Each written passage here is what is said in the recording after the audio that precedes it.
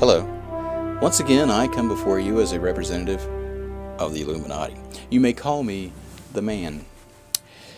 Well, I have to say that the Olympics are going very well, and I'm very happy with the way things are turning out. As a matter of fact, the Anunnaki seem to be very impressed as they're watching it. They really like the idea that we can come together in competition, and yet, you know, goodwill. So, yay, we're doing good there. Go Olympics. And anyway, however, I have noticed a particular trend amongst some of the comments that we've gotten on the video we did on the Olympics, and that is a lot of people seem to be actually disappointed that there wasn't some sort of attack during the opening ceremony.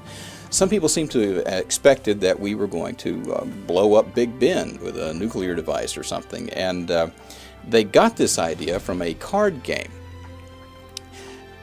Now, the card game in question, of course, is called the Illuminati, and it came out back in the 1990s, and of course it's been updated several times since then.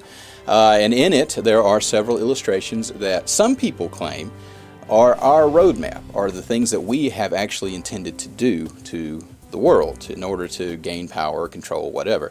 Amongst those cards, there are a few that some people have said predicted 9/11, because this game began in the 1990s and 9/11 didn't happen until 2001. They point to certain cards that said, see, they predicted what was going to happen.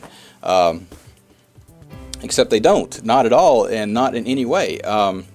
So I don't see how. Anyway, well, the cards in question have these two towers on them. One of them does, and one of the towers is hit and it's kind of cracked, like, falling over, like that.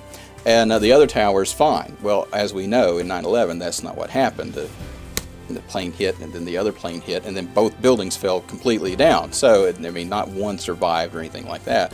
And also, it also mentions a nuclear strike in that card, and of course, it wasn't a nuclear strike at all. It was two airplanes. So, that's gone. And then the other one has the Pentagon with a big fire right in the middle of it. But we know that's not what happened either, because a plane hit it in the side, and there was no fire. Anyway, so it's close enough for most people, and they seem to think that this is our launch pad, our ideas. We're releasing them out to the public as if we are compelled, like the Riddler from Batman, to give clues to the crimes that we are going to commit before we commit them.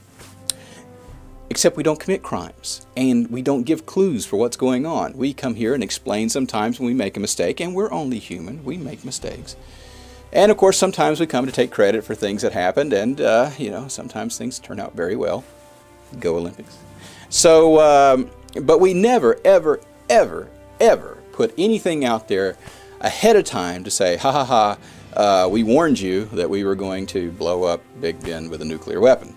No, we don't do that, and that's not us. That card game is a card game. It was created by Steve Jackson Games back in the 90s, based on a role-playing game that they had back in the 80s. And I do admit, now, Steve Jackson does look a little bit like me, but I don't know him, and I've never met him, and we don't talk. So it's just a game, Several people trying to take over the world, different groups, silly, ridiculous-sounding groups, actually, trying to take over the world using these particular tools.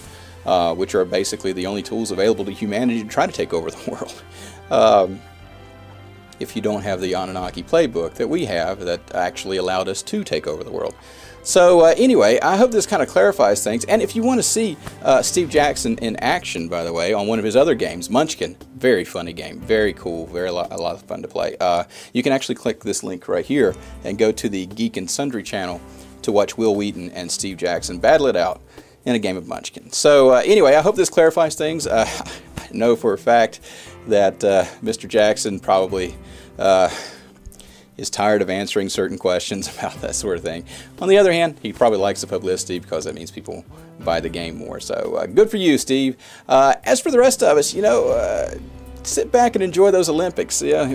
Revel in the good feelings as you see the competition take place. These athletes, they put a lot of time and effort into it, trying to get to that world stage for something that's usually over in about 30 to 45 seconds. I mean, your whole life focused to that one moment. That's pretty impressive. And anyway, so sit back and relax and see the potential that human beings have when they come together.